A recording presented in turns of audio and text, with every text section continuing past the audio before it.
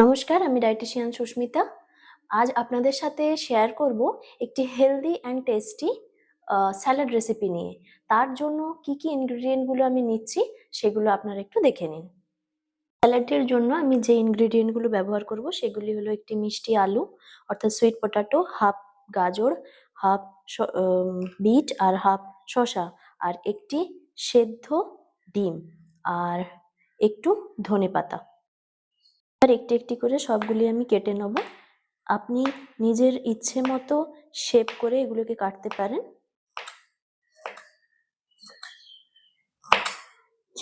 এই দেখতে পাচ্ছেন আমি লাল আলুটি প্রথমে কেটে নিচ্ছি।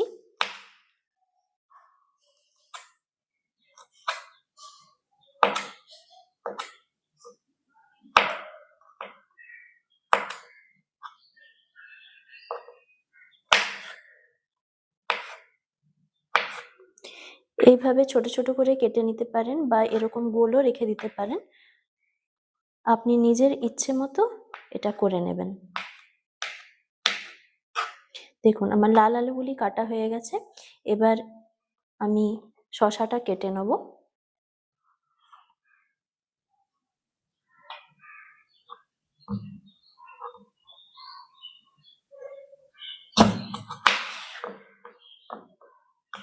এটিও নিজের ইচ্ছে মতো কাটতে পারেন। আমি যেহেতু লাল আলুগুলো ছোট ছোট করে কেটেছি, তাই শসাটাও আমি ছোট ছোট করেই কেটে নেব।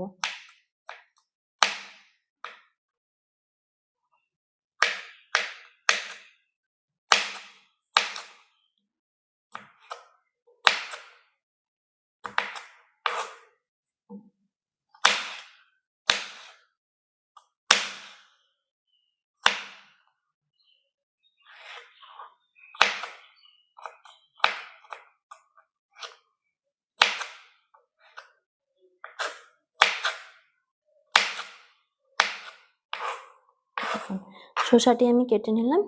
এবার আমি বিট কেটে নেব। এইভাবে একে একে করে আমি সব সবজিগুলোই কেটে নেব। আমার বিটটি কাটা হয়ে গেছে। এবার আমি গাজরটি কেটে নিচ্ছি। সবগুলি একই রকম শেপে কাটলে এটা দেখতেও ভালো লাগে, তাই চেষ্টা করবেন যে যেগুলো আপনি ইউজ করবেন এই ইনগ্রেডিয়েন্টগুলো, এগুলো সব যাতে একই রকম শেপে কাটা হয়, তাহলে দেখতেও ভালো লাগবে আর খেতেও ভালো লাগবে। এইভাবেই আমি একই রকম শেপে গাজরগুলিও কেটে নিলাম।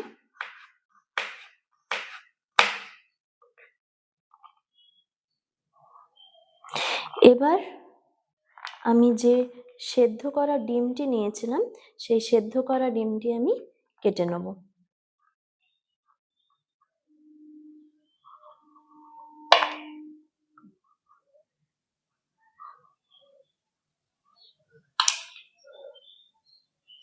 সেদ্ধ করা ডিমটিও আমি ওই একইভাবে একই রকম শেপেই কাটবো, তাহলে আরো খেতে ভালো লাগবে এটা। এই ডিমটা একটু বেশি সেদ্ধ হয়ে গেছে, ওই জন্য এরকম হয়েছে। আপনি চাইলে আগে কুসুমটি ছাড়িয়েও নিতে পারেন, তারপরে ডিমগুলোকে কেটে নিতে পারেন।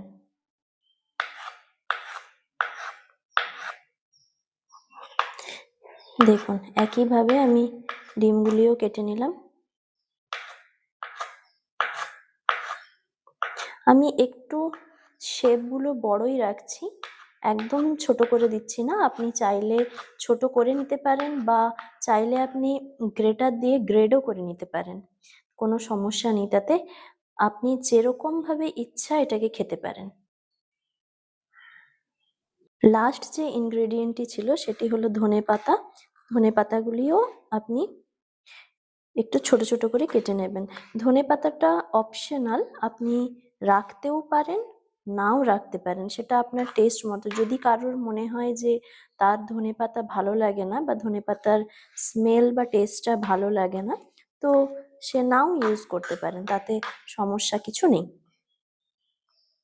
একটু ছোট্ট ছোট্ট করে কেটে নিলাম এগুলোকে। ব্যাস, আমার সমস্ত যা যা ইনগ্রেডিয়েন্ট আমি আপনাদেরকে দেখিয়েছিলাম সেগুলি সবই আমার এখন কাটা হয়ে গেছে। দেখতে পাচ্ছেন বন্ধুরা যে এই প্লেটটি কতটা সুন্দর লাগছে দেখতে। মনে হচ্ছে যেন সব রকমের কালারগুলো একটা প্লেটের মধ্যে রেখে দেওয়া হয়েছে। দেখতে বেশ সুন্দর লাগছে। তাই একটা জিনিস হচ্ছে, যে জিনিসটা আমাদের দেখতে খুব ভালো লাগে সেটা আমাদের খেতেও খুব ভালোই লাগবে। তো এই জন্যই বিভিন্ন রকমের কালারিং ফ্রুটস বা কালারিং ভেজিস দিয়ে কোনো স্যালাড বানানো উচিত এবং সেটা খাওয়া উচিত। এর সাথে আমি যে গুঁড়ো মশলাটা ইউজ করব সেটি হলো নর্মাল ব্ল্যাক সল্ট, একটু গোলমরিচের গুঁড়ো আর একটু জিরের গুঁড়ো। দেখুন এবার আমি এগুলো সব একসাথে মিক্সড করে দেবো, তারপর স্যালাডটা বানাবো। দেখুন প্রথম গাজর দিয়ে দিলাম, তারপর বিট দিয়ে দিলাম,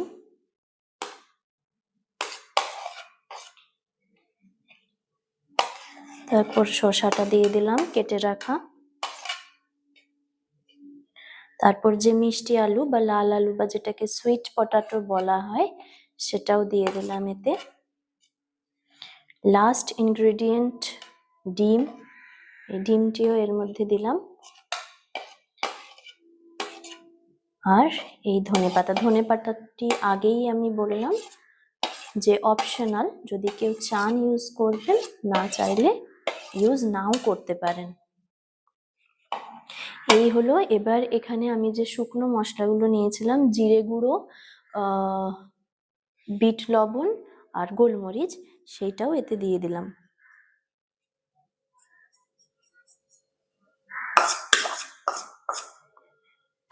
ব্যাস, এই হলো আপনার এই জন্য একটি হেলদি টেস্টি স্যালাডের রেসিপি রেডি।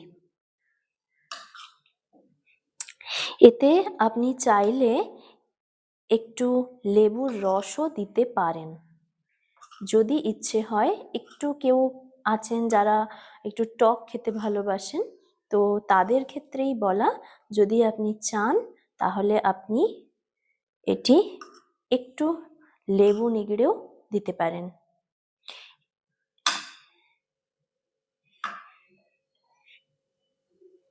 তো বন্ধুরা, এই ছিল আপনার জন্য হেলদি অ্যান্ড টেস্টি একটি স্যালাডের রেসিপি।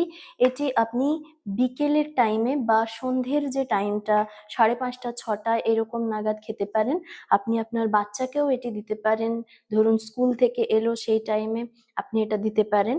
তো এটা একটা খুবই ভালো carbohydrate, protein, fat, vitamin, minerals সবকিছু সমৃদ্ধ একটি স্যালাড। তাই অবশ্যই এটি সবাই ট্রাই করুন এবং খাওয়ার পর কেমন লাগলো অবশ্যই কমেন্টে জানাবেন। আর আমার চ্যানেলটিকে ফলো করুন, সাবস্ক্রাইব করুন এবং পাশে থাকা বেল আইকনটি ক্লিক করে দিন, যাতে এইরকম হেলদি অ্যান্ড টেস্টি রেসিপির ভিডিওগুলো যখনই আমি বানাবো সেগুলি সবার প্রথম আপনার কাছে পৌঁছে যাবে। ধন্যবাদ।